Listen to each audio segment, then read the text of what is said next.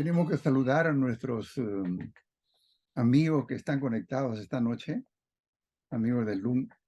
Y es un gran gusto, un honor tener a Carmen Elizarbe esta noche con nosotros para conversar de su libro más reciente. Y para decirle que Carmen es originalmente antropóloga, que es un privilegio y es una facilidad para entender el Perú en su multiculturalidad y multidiversidad, realmente, ¿no? Es probablemente una de las ventajas que tienen los antropólogos de entender mejor esta situación. Pero además, ella progresivamente se ha convertido en politóloga, ¿no, Carmen? En ese tránsito por la maestría y por el doctorado en esta gran universidad que antes era New School of Social Research, nada más, y ahora es universidad con el título correspondiente, ¿no? Para facilitar el caso de sus egresados. Además, Carmen es docente de la Universidad Católica del Perú y ha tenido un recorrido por varias universidades, entre ellas la Ruiz de Montoya, donde nos conocimos, y tuve la suerte de ver a Carmen así en plena elaboración de la tesis, que son momentos de mucha creación. Pero aquí está el libro que ustedes lo irán a ver después en la pantalla también, que es de un color muy bonito y una carátula muy bonita. Pero hay una particularidad, ¿no, Carmen? Que esta es una fotografía tomada por ti, ¿no es cierto?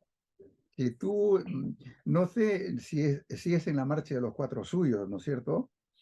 Es en la Marcha de los Cuatro Suyos que luego la han trabajado para esta carátula. No, no es, bueno, muchas gracias Manuel por la invitación a esta conversación en el lugar de la memoria. Para responder a tu primera pregunta, sí, yo tomé esta fotografía en la Plaza San Martín, pero no es en el contexto de la Marcha de los Cuatro Suyos, es en el contexto de lo que se llamó la repartija, ¿no? Es una protesta que hubo en Lima justamente contra acciones que el Congreso de ese momento había tomado para elegir, digamos, en base a un poteo y una negociación cerrada a espaldas de la opinión pública para elegir miembros de la Defensoría del Pueblo, el Tribunal Constitucional, de alguna otra instancia gubernamental que se me escapa en este momento. Entonces, hubo una gran protesta y Sí, al final de la protesta, ya cuando más o menos todo el mundo se iba, vi a esta mujer joven, a una chica que caminaba con la bandera, ¿no?, frente a la policía, y tomé la foto, he ciertamente, tomado muchas, ¿no? con la bandera en la espalda, ¿no es cierto? Hay Así dos es. elementos que son fundamentales ahí, creo, que es la bandera, que va a estar presente, que siempre ha estado presente en el Perú republicano, y luego una mujer, y una mujer joven Sí. en las manifestaciones. Y en este caso, en una protesta contra este hábito, eh, no estoy usando en los términos politológicos, ¿ah? Hábito peruano, el hábito peruano de la repartija, ¿no? Que es algo que contra lo cual hubo esta manifestación. Bueno, quiero felicitarte, disculpa que tome de nuevo la palabra, Carmen, por por este denso libro, diría yo, que tiene más de 300 páginas, incluida una rica bibliografía, ¿no? Y que está organizado en cinco capítulos, ¿no? Cinco capítulos muy articulados, tiene unas conclusiones y tiene también además anexos que son bien reveladores, ¿no? Como las listas, el primer anexo es la lista de organizaciones participantes en la Marcha de los Cuatro Suyos. que no es frecuente tenerla, no es fácil hacerla. Y luego, en el anexo 2, son acciones de protesta y puntos de inflexión considerados en la infografía sobre movilizaciones entre el 97 y el 2006. Eso es en realidad tu libro. Yo creo que los lectores tienen que leer no solamente los 5 capítulos y las conclusiones, sino también mirar los anexos, que son bien reveladores. Entonces, hay en los 5 capítulos con las conclusiones, tiene un marco cronológico amplio, que empieza en 1990 y termina, yo diría, en junio del 2021, ¿no? Con la elección de Pedro Castillo. De alguna manera, ¿no? Es un largo recorrido del Perú contemporáneo, pero hay un núcleo donde Carmen, la investigadora, se acerca con su microscopio y es el periodo de 1997 al 2006, el periodo en que comienzan las dificultades para el gobierno de Alberto Fujimori y se prolonga hasta 2006 en que terminan las dificultades del gobierno de Alejandro Toledo. Dentro de este periodo, mira las manifestaciones, las protestas, las marchas. Y por eso el título del libro, La democracia y la calle. Ya. Es un título estimulante, Carmen, La democracia y la calle, ¿no? Como que eh, la calle puede aparecer en situaciones de democracia, ¿no es cierto? La democracia, la democracia permite la calle. Así es. ¿Qué es para ti la calle en este libro, Carmen? Bueno, una forma de designar un ámbito de participación política ciudadana, ¿no? Ya principalmente la calle hace referencia al espacio público, es decir, a las plazas, a las avenidas, a los parques, a las calles, por donde habitualmente, y digo habitualmente porque en el Perú esto se ha vuelto una institución informal de nuestra política, ¿no? Vemos habitualmente gente protestando, planteando una serie de demandas al gobierno central principalmente, pero a múltiples autoridades, o tratando de visibilizar eh, sus necesidades, los planteamientos que hacen a un sistema del que esperan respuesta, ¿no? Y de eso se trata la democracia, de que la sociedad puede siempre hacer escuchar su voz y ser atendida por quienes gobierna, y la calle es el espacio, digamos, al que todos pertenecemos. Es el espacio público por excelencia, porque a nadie se nos puede sacar de ahí. Quizás algunos no pertenecemos por el diseño de nuestro sistema político al espacio de la toma de decisiones directas, ¿no es cierto?, al espacio del gobierno, pero en la calle sí podemos y debemos estar todos. Entonces, yo con la calle trato de aludir a este espacio informal de organización de acciones políticas, que son las protestas, de la ciudadanía, es decir, de la ciudad, de la sociedad politizada o movilizada por intereses políticos.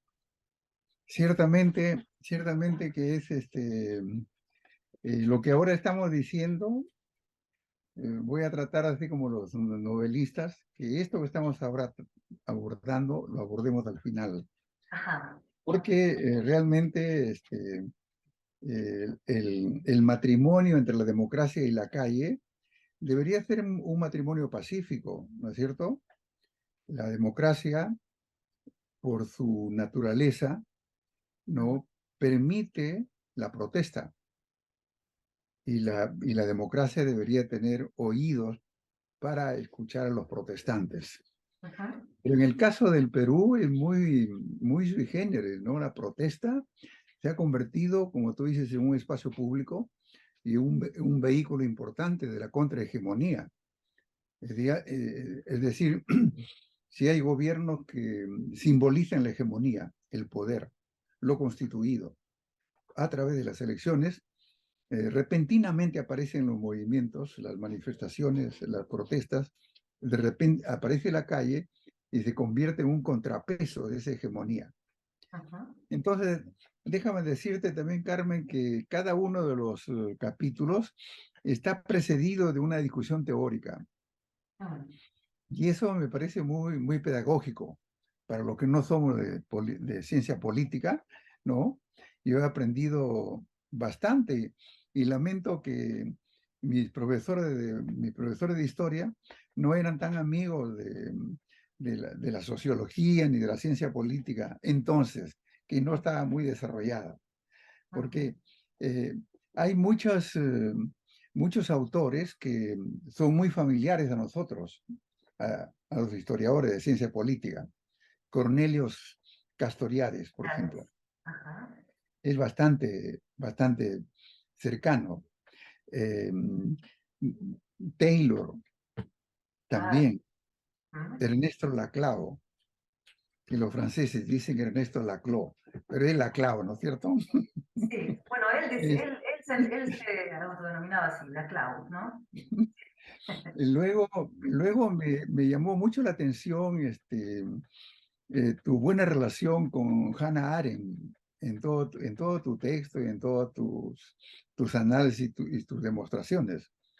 Hannah Arendt es eh, una mujer que ha atravesado este periodo de la Segunda Guerra Mundial y se ha acercado mucho a uno de los grandes intelectuales eh, alemanes de la época.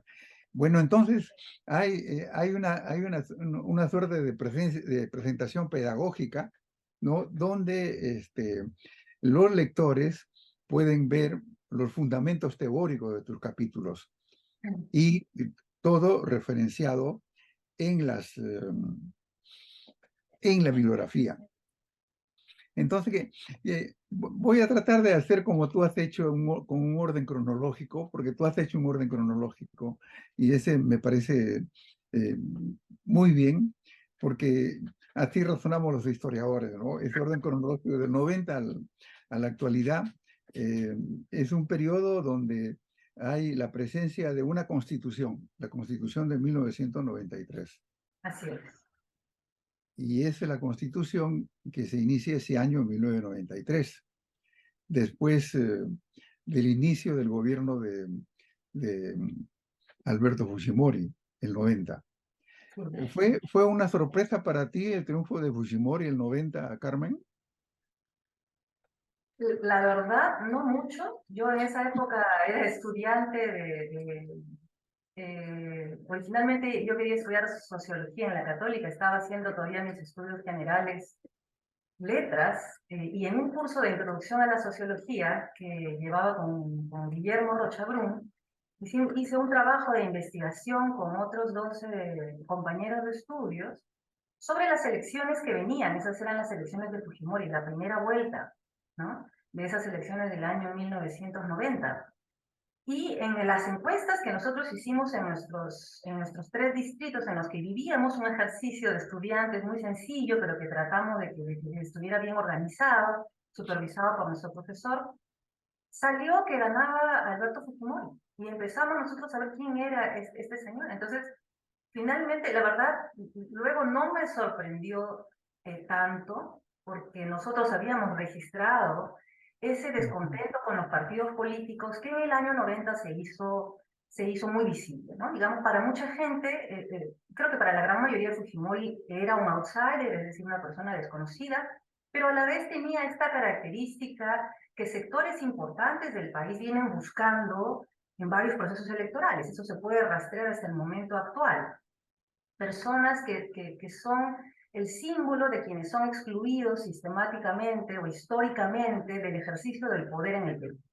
Y Fujimori en su momento simbolizó eso, alguien que estaba fuera de los contubernios, de los partidos instalados, ¿no? De lo que llamamos aquí la clase política, una persona que se veía viniendo más bien del ámbito académico en este caso, con buenas intenciones, y ofrecía cosas muy básicas, honradez, ¿no?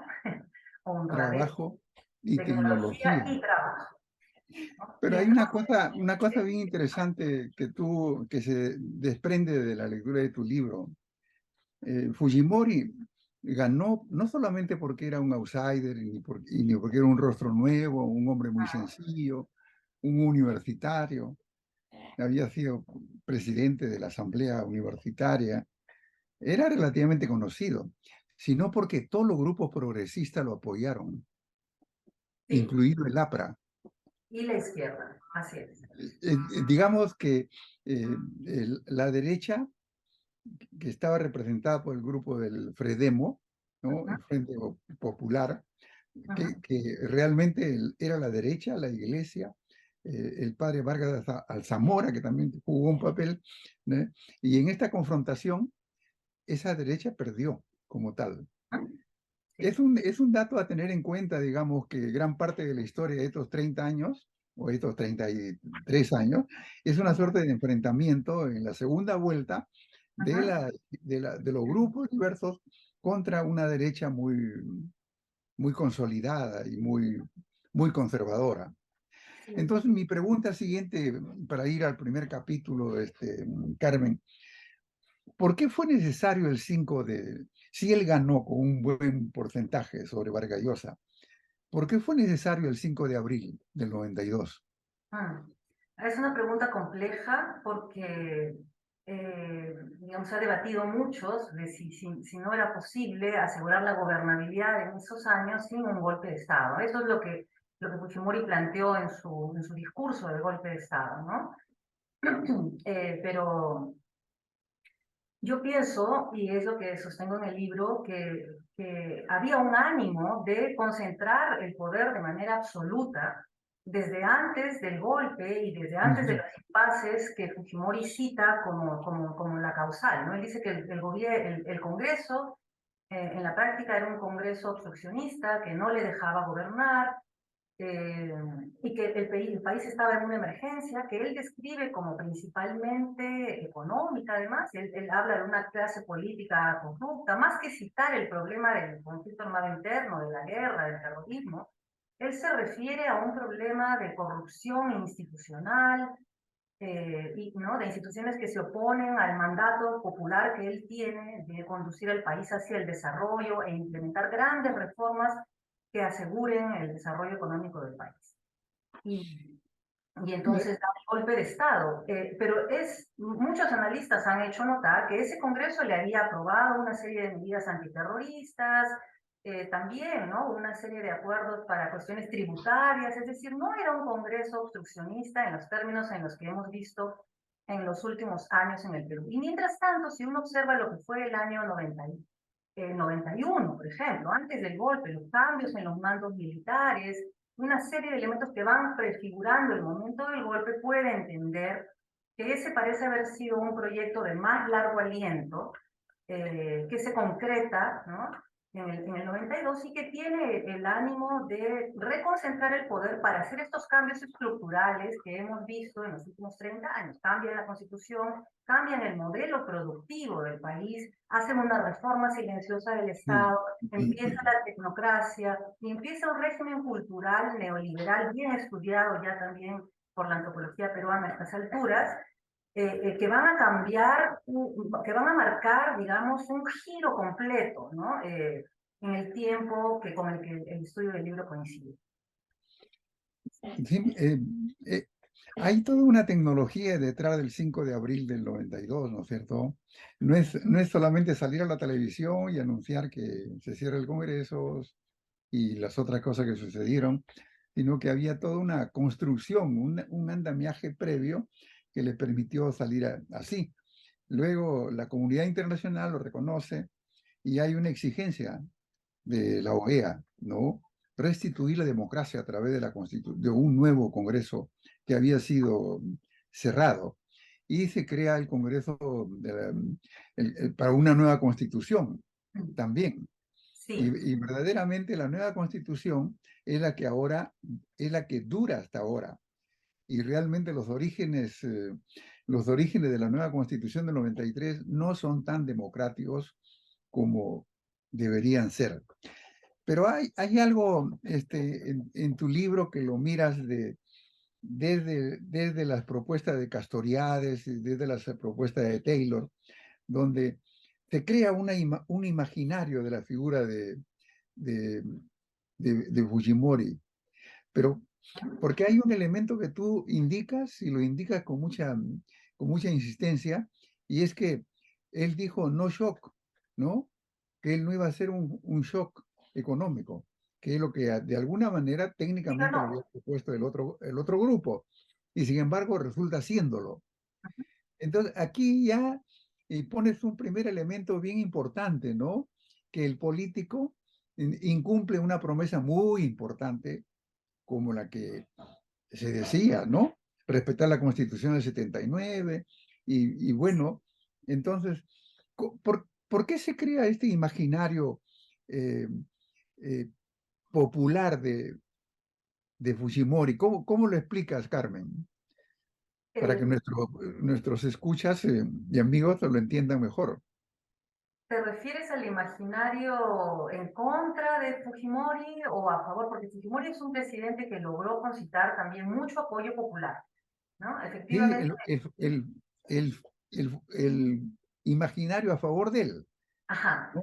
El chinito que promete cosas, que viaja a los lugares, que ajá, hace, el que representa la antipolítica, ajá, el que es crítico de la política. ajá. Es decir, él va contra todos los que lo eligieron en el 90, ¿no? Inaugura un periodo de antipolítica y de pragmatismo. Así es, muy bien Eh, estudiado por Carlos Iván de Gregori también, ¿no? La década de la antipolítica, ¿no? Sí, yo concuerdo con esa lectura, pero es muy cierto que Fujimori logró, digamos, este carisma que él tenía y que empata bien con sectores que se sentían hartos de los partidos y que lo ven a él un poco como alguien que puede representar los intereses de quienes no están dentro del juego político. Eh, se nutre, creo yo, de una vertiente autoritaria que también es importante, de cultura autoritaria que hay en nuestro país, ¿no? Esos eran tiempos muy duros de conflicto armado interno y una crisis económica galopante también, sin una clase política que diera la talla, ¿no? En ese contexto, mucha gente, sobre todo en Lima, exigía mano dura, más mano dura. Era la época en la que mucha gente decía, acá lo que se necesita es un Pinochet, ¿no? Eso se decía en esa época en el Perú. Entonces, personas que tenían esa lectura de cómo se solucionaba el país apoyaron el golpe de Estado, no tenían mucho problema con un gobierno autoritario o incluso dictatorial, porque el gobierno de Fujimori tiene periodos indiscutiblemente dictatoriales y la asamblea es hecha en el contexto de una dictadura, ¿no? El origen de nuestra constitución actual es ese, ¿no? Surge en el contexto de una dictadura. Eh, y luego Fujimori se convierte en un líder populista. Eso creo que también es importante. Yo lo he caracterizado, como otros han hecho antes, como un líder neopopulista, es decir, como un populista neoliberal, ¿no? Que no trabaja para conformar un partido con el cual, digamos, como Perón, ¿no? Como los populistas más clásicos, que además históricamente estaban más vinculados a la izquierda. Él es un populista neoliberal que trabaja para desarticular las organizaciones sociales o cualquier forma de contrapeso social, popular y no solo político, y que trata de generar vínculos muy cercanos o que, que produzcan una sensación de mucha cercanía con la gente, de un líder que es capaz de dar beneficios de manera directa a la gente, y eso lo logra con el apoyo de los medios de comunicación que él y Montesinos trabajaron muy bien para acotar con todos estos viajes en los que se repartían obras, ¿no? Y los pedidos de la gente eran atendidos de manera directa, y entonces va construyendo esta imagen de un líder que sí que distribuye, por supuesto, de acuerdo a su criterio, ¿no? Y entonces, Fujimori es nuestro último líder populista, yo sostengo eso. Él es el último populista de verdad y es ya un populista neoliberal, en el caso del... ciertamente, ciertamente que hay una imagen de simpatía que no era tan fácil de entender, pero una imagen de simpatía que va y que crece en los sectores populares urbanos y particularmente en los sectores populares urbanos limeños, de asentamientos recientes de las décadas anteriores. Entonces, era como eh, una imagen que se fue consolidando, como tú indicas también, con los triunfos que él adquiere, ¿no? En las campañas contra la subversión, en el conflicto, como tú llamas, conflicto armado interno, que en el año 92, que es el año justamente del trabajo hacia la Constitución del 93, se producen las victorias principales del Estado sobre el grupo de Sendero Luminoso. Es decir, había varios concomitantes que, como tú los unes en tu libro, para demostrar de que eh, va a conformarse la imagen de un caudillo, Ujú. de un político eficiente, que representa la antipolítica, que representa las cosas nuevas en el país. Entonces, a todo el mundo sorprende que, que, que Fujimori haya tenido tanta capacidad de poder avisorar el futuro. Mm. Se podría decir eso, que tenía una enorme capacidad de manejo político y de mirar el horizonte. Bueno, en retrospectiva sabemos que Montesinos tenía una buena capacidad para, digamos, plantear estratégicamente formas de cooptación, eh, a veces comprando, ¿no? Y a veces sometiendo, ¿cierto? Porque en ese periodo mucha gente fue comprada, ¿no? Instituciones, organizaciones, por ejemplo, medios de comunicación, primero fueron forzados, después muchos de ellos se les pagaba para coordinar las carátulas y las campañas mediáticas que sostuvieron también la imagen pública de Fujimori. Muchos líderes de organizaciones sociales importantes, líderes sindicales, fueron perseguidos, asesinados, torturados por el fujimorismo, eso también lo sabemos ahora, eso está documentado ya en las cortes peruanas, ¿no es cierto? Entonces, y hubo toda esta campaña dispendiosa de gasto público discrecional del presidente, es decir, que no respondía a políticas de promoción del desarrollo, a políticas públicas claramente definidas, sino más bien a los esfuerzos de este líder, ¿no? que jugaba sobre el elemento del carisma para asegurarse las lealtades de quienes se oponían. Yo en el libro he relatado un hecho que me parece bien importante a la luz de lo que vamos viendo hoy en día en la respuesta de Puno, por ejemplo, en relación al gobierno de Boluarte. Fujimori dio mucho dinero en Puno, ¿no? Porque Puno, cuando fue el referéndum de la Constitución del 93, es una región que votó contra la aprobación de la Constitución fujimorista. En Sí. Puno ganó el no a la Constitución. Y entonces Fujimori dedicó el año siguiente, ¿no? A ir a Puno, fue más de 20 veces y construyó todo tipo de obras y inundó de carteles la región, ¿no? Para ganarse a los puneños, ¿no? Pero eso no te parece una actitud democrática, Carmen. El gasto Aquellos que me dicen no, aquellos que no me quieren, trato de decirles que yo no soy el demonio que ellos piensan que soy. yo Y pienso hizo que una aquellos, actitud, ¿no? Es decir, no que fue allí y trató de convencer de una imagen contraria, lo cual no ha tenido resultado de largo plazo tampoco, ¿no? lo que pasa es que un líder democrático se interese por entender, ¿no? Por qué la gente lo cuestiona, lo critica, y tendría que implicar ir a escuchar, reconocer y atender las demandas de la población, ¿no? Pero Fujimori fue no a eso, sino a imponerse con dinero, con obras que no necesariamente respondían a las demandas de las y los puneños, ¿no? Sí, Y entonces es muy distinto, eso es un ejercicio de clientelismo.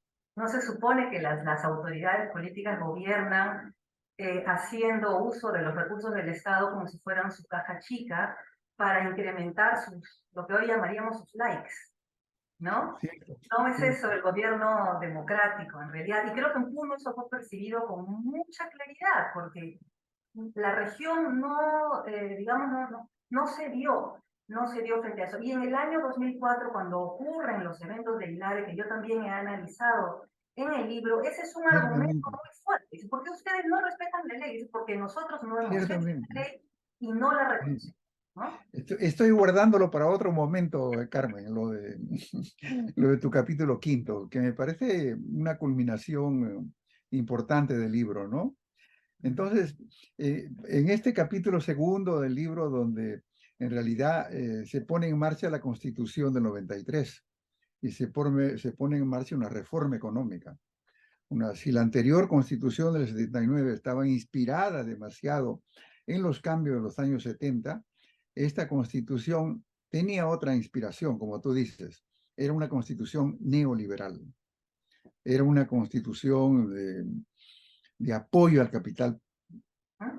privado y se viene una desprivatización de las empresas públicas, que fue un fenómeno verdaderamente importante dentro del país.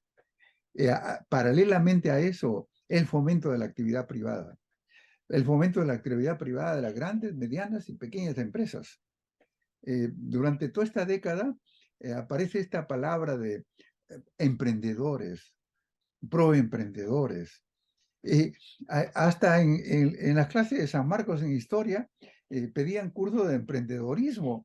Entonces, había como una transformación de los imaginarios, de la teoría, de las convivencias, ¿no? Como tú, hay muchas cosas que no podemos decir porque tu libro tiene 257 páginas, Carmen, y no podemos, pero podemos dejar a los lectores, ¿no? Que este capítulo 1, el capítulo 2, es el capítulo en que se sientan, se ponen los cimientos de lo que va a ser la sociedad peruana después. Sí, sí, sí, eh, bases, bases sólidas que están, digamos, organizadas en esa Constitución del 93. ¿Mm? Pero la Constitución del 93, que es una constitución neoliberal, no sale de la nada, ¿no es cierto, Carmen? Sale de este contexto internacional.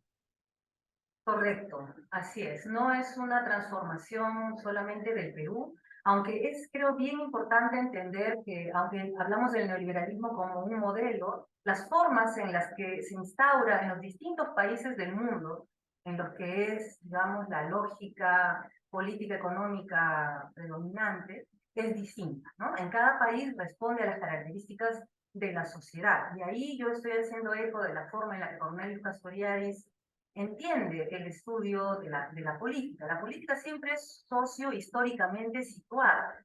Y cuando digo socio, pienso que en el Perú nuestra diversidad cultural tan grande y las múltiples desigualdades que atraviesan nuestra historia son elementos que le dan características bien particulares que, por ejemplo, nos diferencian en forma sustantiva de la experiencia chilena, tan parecida en muchos aspectos, ¿no? Entonces, el Perú se parece a Chile en el hecho de que el neoliberalismo es implantado con una constitución bajo un régimen dictatorial, aunque el nuestro no es una junta militar, es una alianza que también involucra a las Fuerzas Armadas, pero la cabeza no son, digamos, las Fuerzas Armadas, ¿no?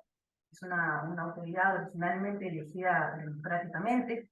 Y hay una serie de otras diferencias importantes, la cuestión de los partidos políticos, porque el Perú ya había colapsado, y mientras en Chile el sistema partidario sigue existiendo y ha tenido sus formas de reinvención. Entonces, somos parte de un escenario internacional muy complejo, de una ola muy fuerte que se había gestado, digamos, a inicios del siglo XX y que se vuelve fuerte, empieza, ¿no?, en los años 70 a materializarse. En el caso del Perú recién en los años 90, pero me parece que nosotros tenemos que hacernos cargo de las características, de las particularidades de nuestro país, más allá de las miradas del modelo, ¿no? Muchas veces. Ciertamente, ciertamente que el Perú adquiere características propias, pero las ideas neoliberales estaban no sé, en su apogeo, ¿no? Pinochet en Chile de 73 hasta el 90. Y aquí, como el Perú a veces marchamos, como tú dices, a otro paso, ¿no? El Mm, 90 recién entramos en el molde neoliberal. cuando Chile está entrando a la concertación de partidos. Así Entonces, es. aquí como que vamos en un ritmo, en un ritmo diferente. Pero así como no es un neoliberalismo a secas, ¿no es cierto? Es un neoliberalismo que es neopopulismo, ¿no? Mm, Esto eh, que es tan estudiado y hay cosas concretas como el PRONA que tú mm, mencionas, el Programa Nacional de Apoyo Alimentario, ¿no? Es decir, verdaderamente había una conciencia de que había gente que se estaba muriendo y entonces había que crear el PRONA.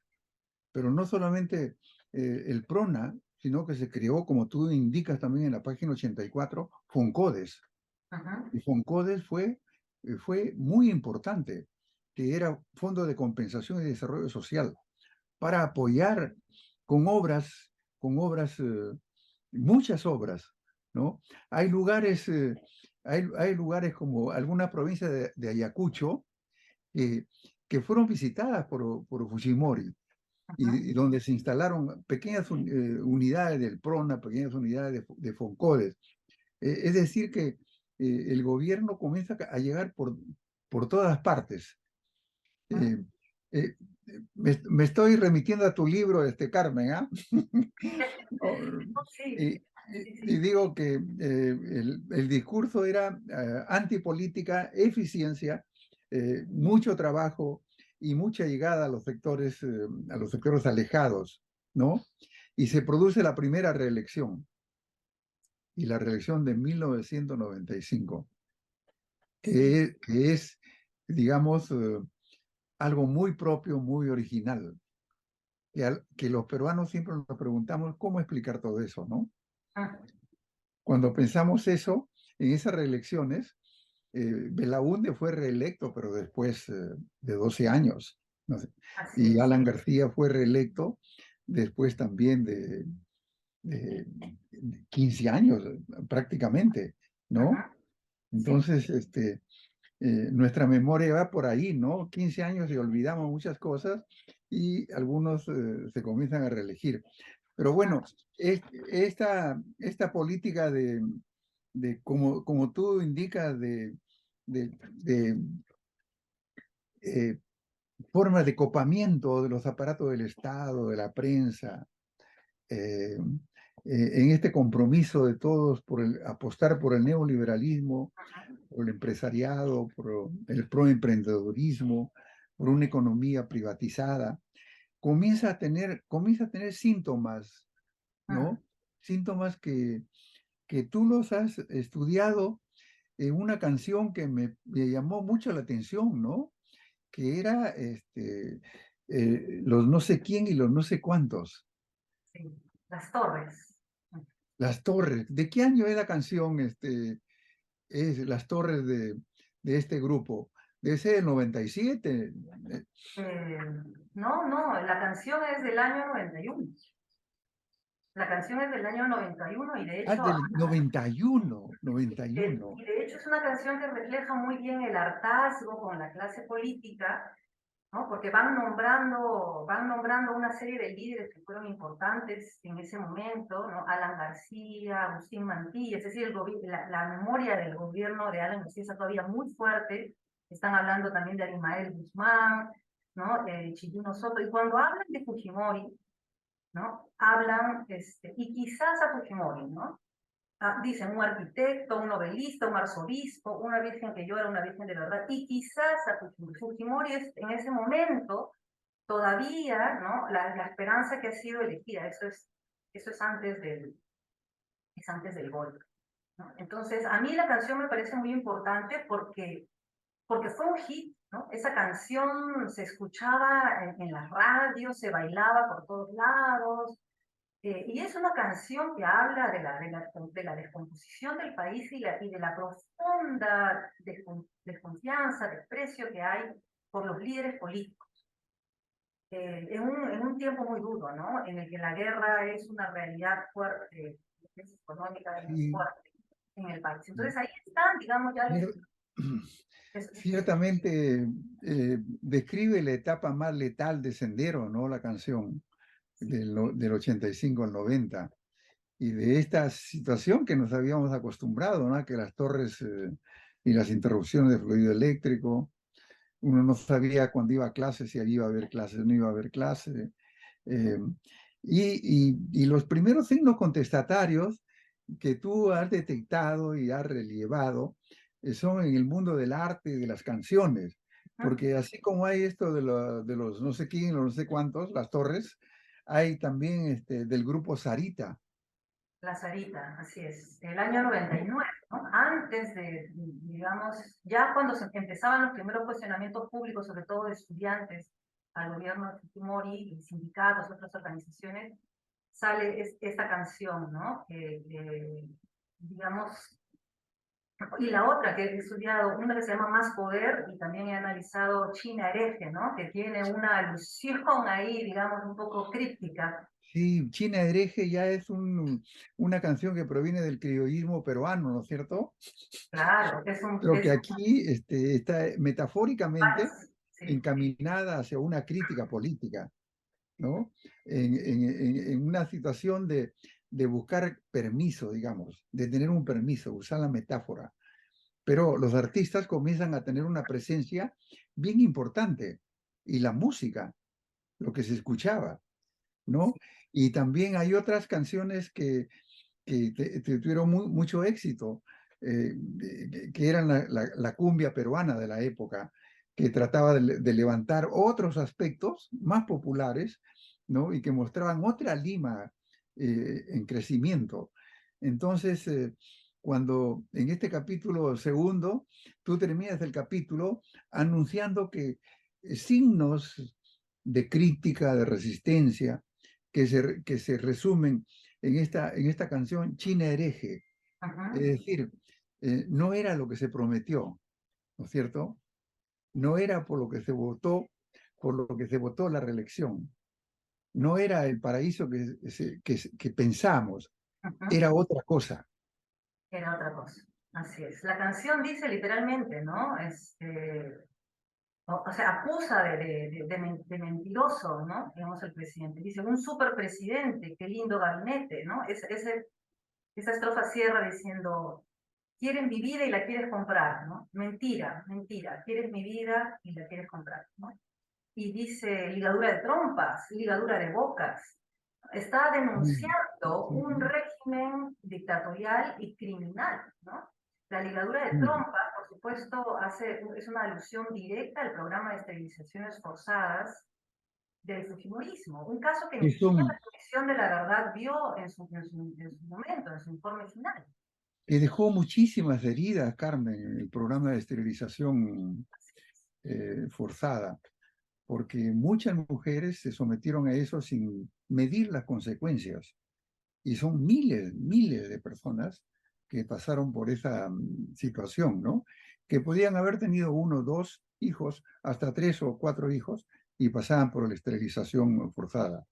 Pero luego comenzaron a tener problemas familiares, problemas en casa. Ese es un capítulo que lo abres ahí, pero que es realmente la toma de conciencia de eso y la mirada crítica sobre eso es otro momento del gobierno que se aproximaba. Entonces, voy al capítulo 3 Carmen, ¿ah? Está Recuperando bien. la calle, Yo quería recuperando la calle. mencionar también, no sé si has visto que el libro tiene al final un playlist en Spotify. Sí, Entonces, por yo he supuesto. incluido las canciones que he analizado, pero también varias otras de la época, que van dando un poco cuenta también de cómo cambia el ánimo cultural. Fujimori mismo utilizó la música, la cumbia, por ejemplo, él también Ah, por pagaba supuesto. artistas muy importantes, ¿no? Muy vendedoras en la época para que bailaran con él y le hicieran canciones para sus campañas, ¿no? Entonces también el poder político trató de utilizar y comprar incluso ese espectro del arte. Muchos artistas también fueron pagados y comprados por el fujimorismo, incluyendo Sí, uno de los miembros del grupo musical que escribió Las Torres, ¿no? Los no sé quién y los no sé cuántos. ciertamente, ciertamente. Sí, que nos está ganando el tiempo, Carmen, porque el capítulo, yo quería, le voy a pedir a Juan Vilches que nos ponga estos cuadritos que de alguna manera resumen el capítulo 3, ¿no? De alguna manera nada más. Que es, este, estas son mis fotos, disculpa Carmen, pero estamos en la página 129 y este es el gráfico 5 y el título es 1997-2003, porcentaje de tipo de manifestantes, ¿no? Y ahí miren los porcentajes de los tipos de manifestantes. Esto es, tenemos sindicatos en la parte de abajo que corresponden a un 45%. Eso es lo saltante, ¿no es cierto, Carmen? Así es. Así es, una organización social de la sociedad civil muy importante que ha ido perdiendo peso y prestigio con los años. Si pensamos en la década del 70, cuando eran muy importantes, o en la transición anterior en el Perú, ¿no? En los años 78, 79, donde los sindicatos eran organizaciones muy fuertes. Y luego nos acostumbramos a pensar que ya habían dejado de funcionar, de operar, y lo que yo encontré es que en realidad los más activos en este periodo fueron los sindicatos. Y ahí hay muchas demandas importantes que cuestionan precisamente las lógicas neoliberales, la política neoliberal del gobierno de Fujimori. Y entonces eso contradice el sentido común instalado sobre qué ha Sí, pasado con las organizaciones sociales. Y lo otro que yo llamaría la atención rápidamente en esta conversación es el porcentaje de ciudadanos sin organización, ¿no? Un 15%. ciertamente, El segundo ciertamente. porcentaje importante es el de la gente que se acostumbró a participar en las protestas, pero como individuos solos, sin tener necesariamente una identidad, una pertenencia a una organización de algún tipo, ¿no? Y ese es el elemento de lo que yo luego caracterizo como la multitud que se anuncia con claridad ya en este tiempo político. Sí, 15%, que es una cantidad importante, Así pero es. el 11% solamente frente regional y asociaciones. O sea, las regiones no estaban tan comprometidas con un movimiento que parecía ser de protesta más urbano, Correcto, ¿no? Más costeño, así es. y aquí se retrata a todos. Los estudiantes no corren un papel, no tienen un rol importante. Sí tienen un Esos rol importante, estudiantes. pero no son realmente quienes lideran o sostienen la fuerza de las protestas en estos años. Entonces, aquí hay una cosa bien interesante, Carmen, ¿ah? Detrás de todas estas protestas, manifestaciones, movimientos, movilizaciones, habían grupos organizados, Así es. indudablemente. La siguiente, Juan, por favor. Miren, y estos son los tipos de protesta. Ujú, ¿Por qué salen a protestar la gente entre el 97 y el 2003? ujú, Bueno, los tipos de protesta, paros y huelgas. Mira, no nos extraña para nada todo eso, ¿no es cierto?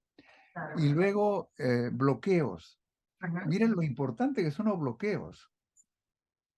Parece que no tenemos memoria en el Perú, ¿no es cierto, Carmen? Sí, olvidamos, ¿no? Olvidamos con facilidad.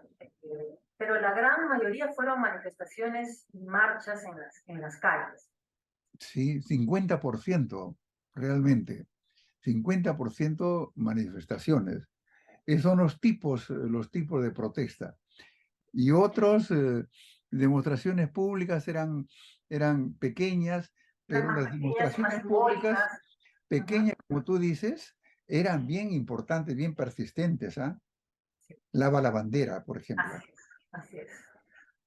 Sí, O, fundamental para capturar la imaginación política de la gente, ¿no? Y para ayudar a sostener una lucha que no pudo sostenerse solo con la gran movilización multitudinaria, ¿no? Y que encontró otros canales, otras formas de persistir en el contexto más adverso, ¿no? Que es la instauración del gobierno ya ilegítimo de Alberto Fujimori en el año 2000.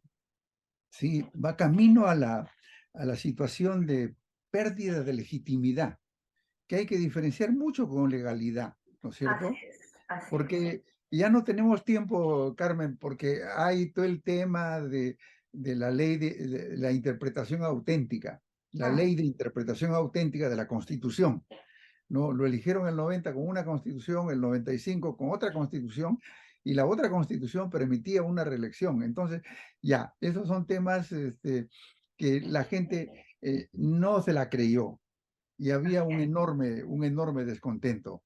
La siguiente, por favor, Juan Vilches. Y aquí está, llegamos a la organización de la Marcha de los Cuatro Suyos, ¿no? Y ahí, como dice la fuente, elaboración propia de Carmen, con archivos Carmen, de Desco, de Defensoría, de periódicos, verdaderamente hay organizaciones de muchos tipos, ¿no? Pero tú has puesto ahí, tienes una simpatía por los artistas, ¿ah? O está en orden alfabético, ¿no? Está Artistas en orden alfabético, sí. y asociaciones culturales, ¿no? Escuelas profesionales, eh, te refieres a los gremios profesionales, ¿no? Así es, colegio de ingenieros, colegio Instituciones técnicas, medios de comunicación, frentes regionales. En realidad, la Marcha de los Cuatro Suyos convocó a mucha gente, ¿no?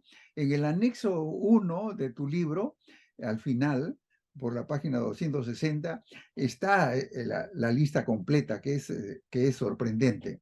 Entonces, gracias, quería solamente mostrar, hay muchos gráficos de este tipo, ¿no? Y entonces, decirte, la marcha de los cuatro suyos. Es como tú has puesto el microscopio allí para mirar eso. ¿Qué significó realmente?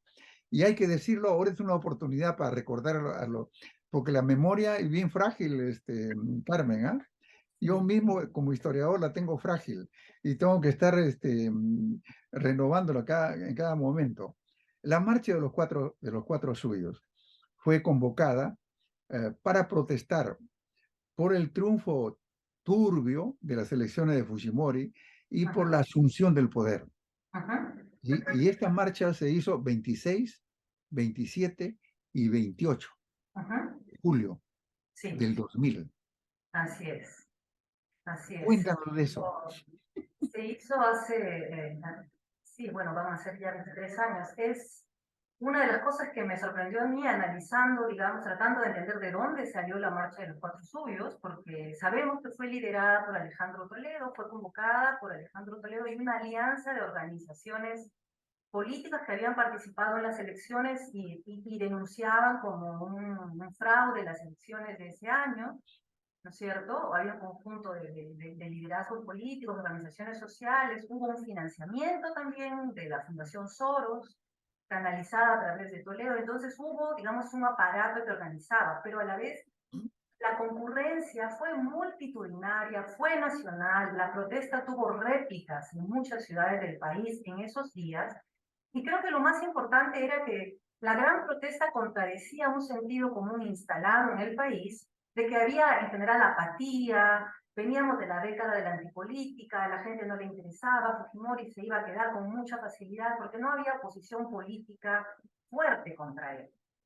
Y lo que la gran protesta mostró es que había una oposición social muy fuerte contra el fujimorismo, y ahí empieza, eso es lo que yo defiendo, la deslegitimación del régimen al hacerse visible esa oposición social, ¿no? Y entonces la marcha fue un éxito en términos de asistencia, tiene estas múltiples formas de expresión también, de poder simbólico, de poder multitudinario, también hay el momento sumamente violento de enfrentamientos, incluso las muertes el día 28, pero es en realidad una ola popular que yo creo que Alejandro Toledo surfeó exitosamente en ese año de contexto electoral y que en realidad no construyó los cimientos, ¿no? Esa marcha se explica porque ya en el año 2000 había un pico de movilizaciones cotidianas en todo el país. Yo lo he mostrado con el mapa de protestas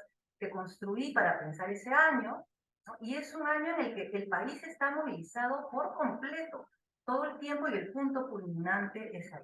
Yo descubrí mirando las protestas previas que esa marcha de los Cuatro Suyos fue la tercera marcha de los Cuatro Suyos. Antes Sí. hubo una marcha organizada por los alcaldes, por la Asociación de Municipalidades del Perú, y luego de gobernadores regionales también. De tal manera que esa fue la tercera, pero es la más famosa, y en la memoria histórica queda como la única o la primera. Pero Según, según tus cálculos, Carmen, en Lima se juntaron unas 200.000 personas sí, y en las regiones se movilizaron 1 millón de personas. sí, Y sí. esas movilizaciones Sí, fueron intensas, 26, 27 y 28. Sin sí, embargo, en el Congreso de la República, el presidente Fujimori juró de nuevo en la asunción del poder. sí. Y tenemos un mes que viene, siempre en los gobiernos, el mes de agosto es un poco fatal, ¿no? Así. Viene el mes de agosto y viene el mes de septiembre. Y entre agosto y septiembre, el gobierno, el gobierno realmente había perdido toda la legitimidad. Si bien había la interpretación auténtica de este señor congresista, que decía que interpretando auténticamente la Constitución, tiene derecho a una segunda reelección, que en realidad era la tercera reelección. No leyó la historia de Basadre para ver lo que sucedió con Leguía, ¿no? Por tercera reelección. Pero, pero yo me pregunto, Carmen, ¿cómo el 28, este incendio del Banco de la Nación, se saben algunas cosas ciertas de ese incendio? Bueno, ahora sí sabemos porque esas investigaciones se hicieron, ¿no? Que el incendio se produjo por la detonación de un aparato explosivo al interior de lo que hasta entonces era el Banco de la Nación, ¿no? Se produjo un incendio planificado por la explosión de este aparato, además en horas muy tempranas del día, ¿no? El incendio arranca casi antes que las protestas.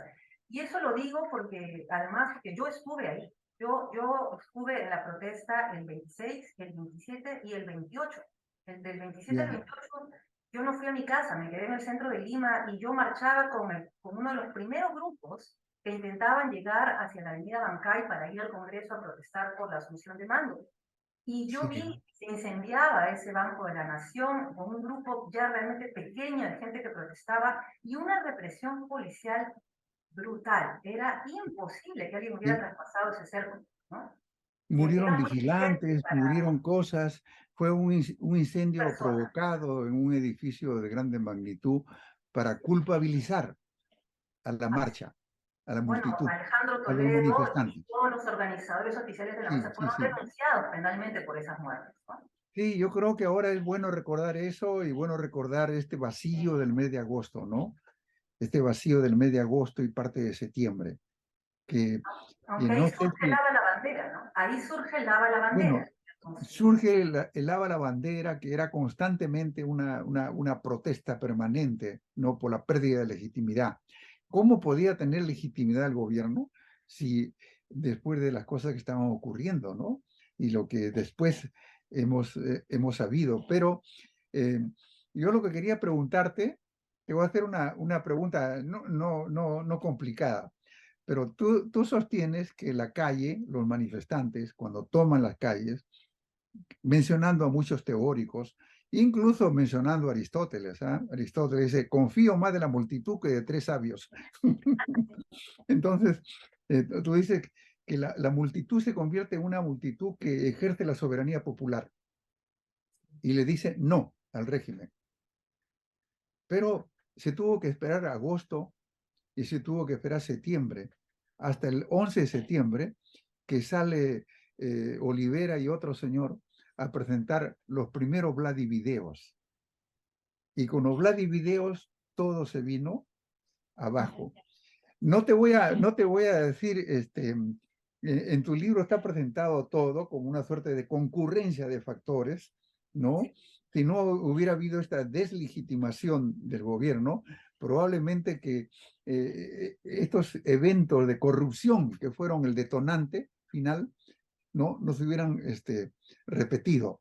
Pero yo digo, ¿cómo podría decir la, la calle triunfó con la marcha de los cuatro suyos? Mm. ¿Cómo respondería Carmen?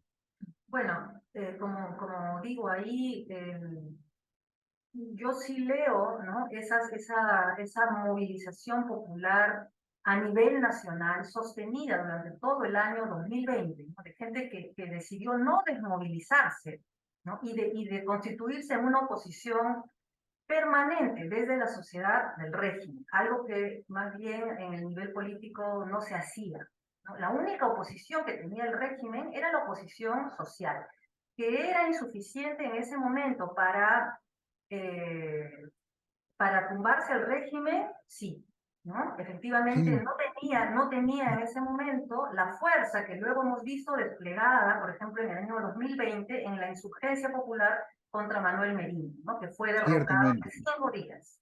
Fue derrocado ciertamente. en 5 días. Entonces, sí vemos, digamos, en los 20 años cómo este poder popular, esta soberanía popular ha ido haciéndose más fuerte, pero su primer momento de aparición es en ese contexto. Y yo prefiero llamarle multitud más que sociedad civil o pueblo, que son categorías que se utilizan en la política, ¿no? Sociedad civil, un término muy utilizado por los Sí, liberales, Habermas, o pueblo, por ejemplo, el pero término favorito de la Clau, ¿no? la parte teórica, tu punto de partida, tus premisas me parecen sumamente interesantes.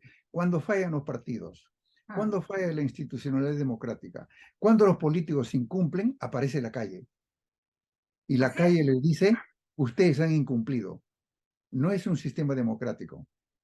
Y la calle parecería, como dice Aristóteles, tener razón. Y en este caso hubo una ayuda grande del descubrimiento de la corrupción y vino el final del sistema. Eso abre muchas posibilidades. Digamos, Carmen, la multitud no se equivoca, pero, pero, pero hay muchas cosas que suceden. Por ejemplo, Arequipa, el Arequipazo, en el capítulo quinto, ¿no? Alejandro Toledo fue y firmó un documento público que las empresas eléctricas de acá, de la región, no se van a privatizar. Ahí está el documento público y Así es. después incumple. Y se produjo ese movimiento. Tambo Grande, que es el Ujú. movimiento para la defensa De del la medio agricultura. ambiente. Ujú. Y finalmente este capítulo triste, no quiero terminar con algo triste, Carmen, ¿ah?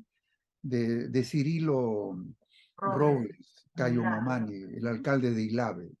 Así es. Eh, ¿Cómo lo interpretas eso? Ahí la calle no tuvo razón, ¿no es cierto? El caso de Ilave es sumamente complejo. Hace poco lo ha recordado también Ramón Pascuelo en un artículo muy interesante a propósito de la importancia que Puno está cobrando también en este momento crítico para el país, ¿no?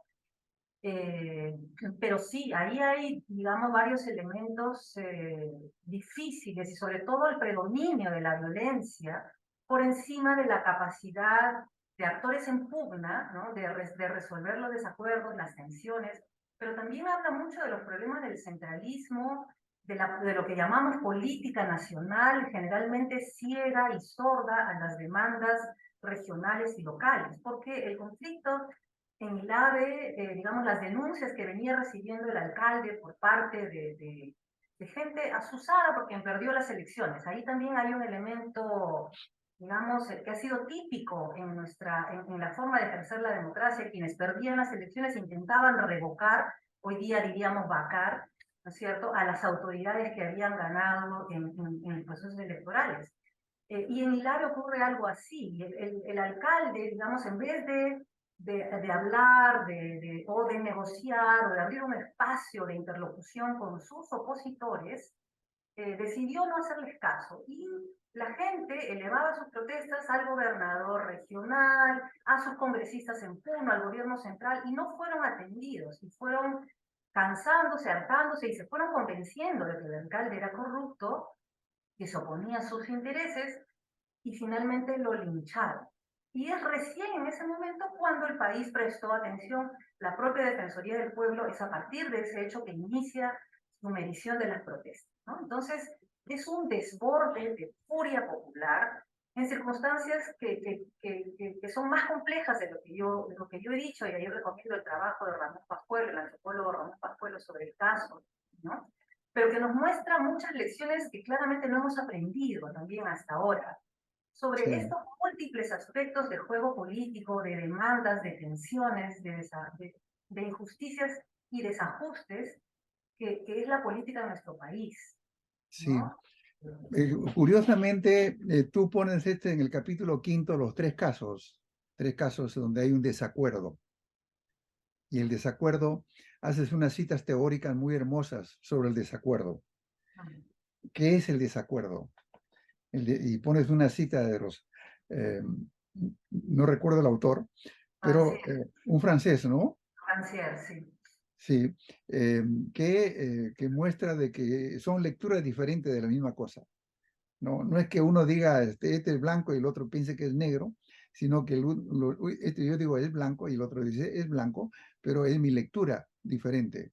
Así es. Entonces, también hay en la calle situaciones diversas, ¿no es Así es. cierto? Cuando la calle se vuelve violenta, por ejemplo, y pasa más allá. O cuando las protestas pacíficas son reprimidas y se vuelven violentas. En todo caso, tu libro es un gran ejemplo, Carmen, de cuando un país esté en crisis, cuando un país no funciona, cuando la política, los partidos no funcionan, la calle dice presente. Y parece que Aristóteles no se equivocó, ¿no es cierto? Tenía muchas razones. Entonces te dejo la palabra para que te despidas, Carmen. Bueno, yo espero que el libro sirva para leer este tiempo de este experimento más reciente nuestro con la democracia, una democracia que yo he llamado democracia neoliberal, que creo que tiene carencias muy importantes a nivel estructural de la organización del sistema político y en la forma en la que se piensa el vínculo también del gobierno con la sociedad, que nos está pasando una factura altísima, carísima. Creo que tiene que ver con no haber asumido el reto de transformar el país estructuralmente el año 2000. Creo que ya no podemos sustraernos, ¿no?, a ese balance en las actuales circunstancias, y que es importante que la discusión que tenemos que dar sobre el futuro, la viabilidad democrática del Perú el día de hoy, haga memoria histórica y entienda, ¿no?, digamos, los pendientes que venimos arrastrando, una serie de círculos viciosos desatendidos que no podemos posponer más. Y espero que eso nos ayude también en discusiones o reflexiones informadas por el análisis histórico, político, económico y sociocultural también, a definir las nuevas coordenadas para lo que viene, porque pienso que hemos llegado a un momento de agotamiento. Yo no pensé el libro así, pero sí creo que ayuda a leer un tiempo que está concluyendo, que está Sí. cerrándose, ¿no? Entonces, invitamos a leer tu libro y te agradecemos, Carmen, por esta conversación, la democracia y la calle, ¿no? Protestas y contrahegemonía en el Perú. Contrahegemonía. Probablemente es una palabra secreta. Muchas gracias, Carmen. Un abrazo. Gracias Buenas a ti, noches con Manuel. todos. Buenas noches.